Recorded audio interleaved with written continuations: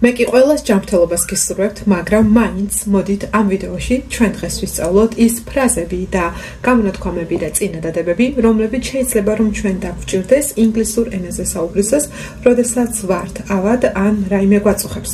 ხო მართლა, აქვე შეგახსენებთ, რომ თქვენ უკვე შეგიძლიათ შეიცნოთ სრულიად ახალი, უნიკალური და ერთადერთი ვიდეო კურსი თელს ქართულ სივრცეში, რომელიც თქვენ დაგეხმარებათ, რომ ფილმები უკეთ მოისმინოთ, უკეთ გაიგოთ და თარგმნოთ. საუბარი მაქვს ფილმების გარჩევის ვიდეო კურსზე, რომელიც მე თვითონ შევქმენი და რომელშიც მე ვარჩევ 10 ფილმს. ვიდეოებს ასევე მოყვება ამოსაბეჭდი ფაილები, უკვე ამოწერილი, გამზადებული ახალი სიტყვებით და ტექსტებით. თუ დაინტერესდებით, მომწერეთ და მოგაწვდით დეტალურ ინფორმაციასაც და ასევე გამოგიგზავნით საცდელ ვიდეო გაკვეთილებსაც. და პირველი ფრაზა არის ასეთი. I think I've caught a cold. I think I've caught a cold. ეს ნიშნავს, რომ მე მგონი გავცივდი. Catch a cold ნიშნავს გაციებას, ხოლო წარსულში უკვე იქნება I've caught a cold. I think I've caught a cold. მე მგონი გავცივდი. აბა როგორ იტყვით ინგლისურად, როდესაც მაგალითად ჯერ არ ხართ მთლად გაციებულები და აი ქართულად რომ ვამბობთ ხოლმე რომ აი რაღაცა ვერ ვარ კარგად, თითქოს ვცივდები, აი თითქოს ავად უნდა გავხდე. აბა რას იტყვით? ამ შემთხვევაში ინგლისურად ჩვენ უნდა ვთქვათ ასეთი რამ. I think I'm coming down with something. I think I'm coming down with something. Something is ნაცვლად შეგვიძლია ვთქვათ cold და ვთქვათ I think I'm coming down with a cold. ანუ მე მგონი აი რაღაცა ვცივდები, კარგად ვერ ვარ, ქართულად რომ ვამბობთ რომ აი რაღაცა კარგად ვერ ვარ, ვცივდები, აი ეს არის I think I'm coming down with a cold. აბა რას ნიშნავს თქვენი აზრით გამოთქმა? I feel under the weather. Under ვიცით რომ არის ქვეშ, weather ვიცით რომ არის ამინდი. და თქვენი აზრით ეს რას ნიშნავს? მე ვარ ამინდის ქვეშ? არავითარ შემთხვევაში feel under the weather ნიშნავს შეუძლოდ ყოფნას. როდესაც ვამბობთ რომ აი რაღაცა ვერ ვარ, აი რაღაცა ისე ვარ, აი ეს არის feel under the weather. და ამ გამოთქმას საერთოდ არანაირი კავშირი არ აქვს სიტყვას ამინდთან და ქვეშთან.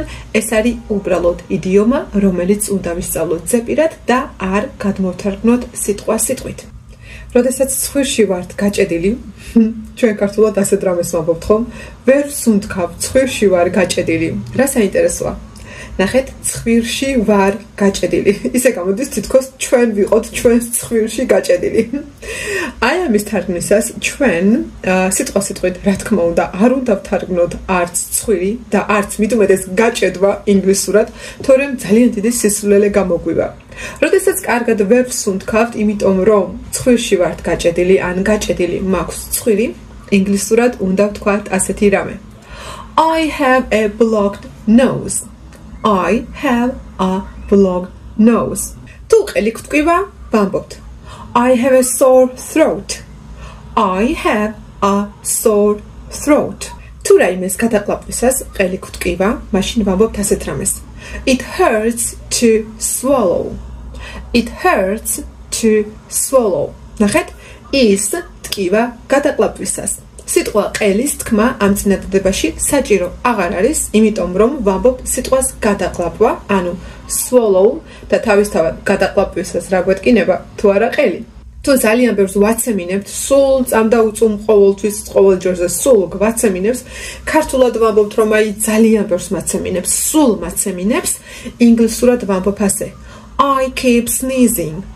I keep sneezing. Keep კი ბატონო არის შენახვა, keep არის გაგრძელება, keep არის როდესაც რაღაც სულ კიდევ და კიდევ გამეორებით ხდება და ამიტომაც ვამბობთ I keep sneezing. როდესაც გვახველებს და აფთიაქში შევდივართ სწამლის საყიდლად, აუცილებლად შეგვეკითხება ფარმაცევტი, როგორი ხველა გვაქვს და ჩვენ ამ შემთხვევაში უნდა ვუთხრათ ასე. I have a dry cough. მე მაქვს შრალი ხველა. თუ მე მაქვს ისეთი ხველა, რომ როდესაც ვახველებ, აი აქ მეკავება შიგნით, მაშინ ინგლისურად ვეტყვით. I have a tickly cough. ხოლო თუ კი მაგალითად ისე ძალიან ვახველებ, რომ ხველისას მთელი გულმკერდი მტკივა და შიგნიდან ყველაფერი მტკივა, მაშინ ვეტყვით I have a chesty cough. თუ ავადვართ და თან გოგონია რომ სიცხე გვაქვს და თან ეს სიცხე გრძნობთ რომ ნელ-ნელა უკვე გვიწევს, მაშინ ინგლისურად ვიტყვით ასე. I think I'm running a temperature. I think I'm running a temperature. და დიახ, არ მოგესმოთ. მე ვთქვი აქ სიტყვა run, რომელიც ნიშნავს სირბილს, მაგრამ ჩემო მეგობრებო, სიტყვა run სირბილის გარდა კიდევ ბევრ რამეს ნიშნავს და ერთ-ერთი მათგანი სწორედ არის ეს. I'm running a temperature ნიშნავს რომ აი სიცხე მაგ და თან მიწევს. Okay, ჩემი სიცხე მაღლა არის, ანუ აი გრძნობ რომ აი სიცხე მაგ და თან აი გრძნობ რომ მიწევს. აი ეს არის I'm running a temperature. თუ უკვე სიცხე მაგვიწია და მაღალი სიცხე გვაქვს და ვიწვით ისე ცუდად ვართ, ვიტყვით ასე. I'm burning up. I'm burning up. ანუ ვიწვი, ცუდად ვარ.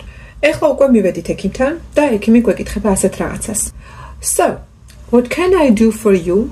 აბა რითი დაგეხმაროთ? რა შემიძლია რომ თქვენთვის გავაკეთო?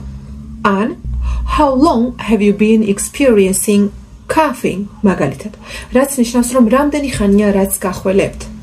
How long have you been experiencing coughing? ან მაგალითად sneezing გაცემინებს. ნახეთ რა საინტერესოა. ინგლისურად ჩვენ აქ ვამბობთ სიტყვას experience, რაც არის გამოცდილება. ქართულად ექიმი არ გკითხავს რამდენი ხანია რაც ხველების გამოცდილება გაქვს. ეს არის ძალიან დიდი სისულელე. ქართულად შეგვეკითხება რამდენი ხანია რაც გახველებს. აი ინგლისურად კი ეს წინადადება იქნება ასე. How long have you been experiencing coughing? მართლა ძალიან საინტერესოა უცხო ენა. მე თუ კი რაიმე გვტკივას ხელზე და ექიმი გვეუბნება ასეთ რამეს რომ აი აქ რომ გადებთიც გტკივა, აი აქ რომ გეხები გტკივა, ინგლისურად ექიმი გვეტყვის ასე. Does it hurt when I touch? Does it hurt when I touch? როცა გეხები გტკივა? თუ კი უკვე ექიმა გაარკვია რა გვჭირს და რატომ, შესაბამისად გამოგვიწერს წამლებს და გვეტყვის ასეთ რამეს. I'm gonna prescribe some painkillers. I'm gonna prescribe some painkillers. რომ მე გამოგიწერთ ტკივილ გამაყუჩებლებს. Painkillers არის ტკივილ გამაყუჩებელი. This should ease the pain. This should ease the pain.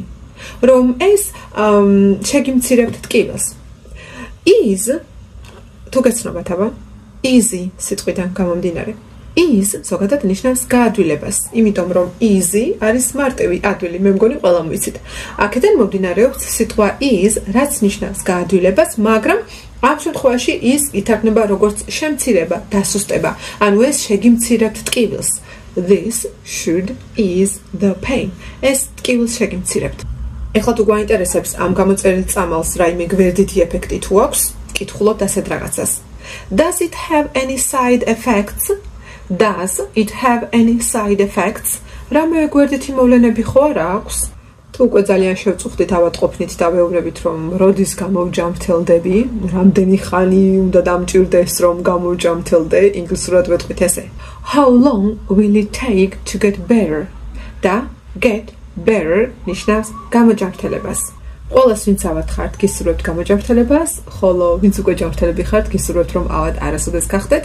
სულ ეს იყო დღეისათვის, ახლა მე დაგამშვიდობებით, ჩვენ კი შევხვდებით სხვა ვიდეოებში. ნახვამდის!